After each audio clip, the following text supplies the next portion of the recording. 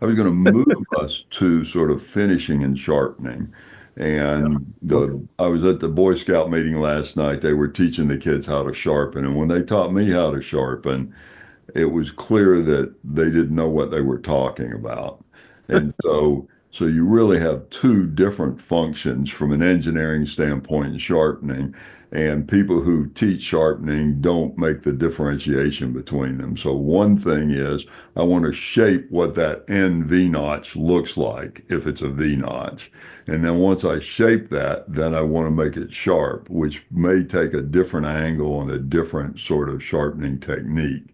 When you're looking at a sword, if we talk about the tip first, if I've got a sword that's used for thrusting, how do I manage to make the tip robust enough so that it doesn't bend? And part of that's metallurgical, but part of that's the geometry. So if I look at the geometry, what do I have to do?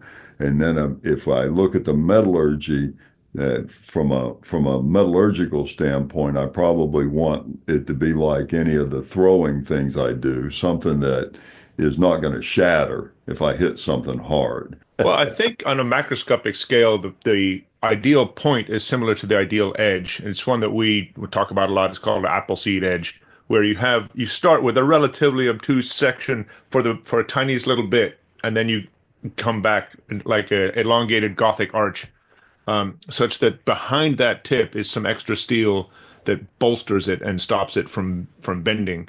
Because I mean, ideally you'd just make a big long needle, right? But then if it being so thin, it will curve under its own force and Right. then deflect or not penetrate. So you need to have something behind the initial tip to hold it up and allow it to stay straight so it can do its job. Okay. Yeah, a lot of times, especially on cut and thrust swords, what you'll see is the fuller coming almost all the way to the tip, and then you'll see a medial ridge going from the tip of that fuller to the tip of the blade. So what you Okay. wind up with is kind of a at the very tip of the blade, more of a diamond cross section Oh, sure, that sure. tapers to the end, and oftentimes on a lot of the military cutting swords, you'll find the last, call it 12 inches or 1/3 of the blade is extremely sharp.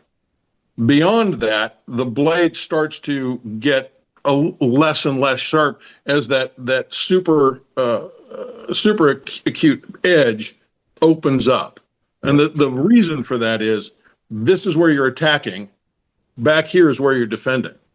Okay. There's no reason to have a razor blade back here. You want it sharp enough that someone's not going to grab hold of it, Yep. but you don't need it sharp enough to shave with. And that up here is where you want to do that. I mean, the ideal point of percussion on this sword. It's funny you do this and that you'll get the nodes, but is usually the center of the last third Okay. Sure. will be the ideal point of percussion. It was often called, or the ideal place to make an impact cut, and then a slashing cut. You just want to be up on that last third because you want the blade to continue through as opposed to be stopped by what it is that you're hitting. So geometry on a lot of these blades changes the further back on the blade you get.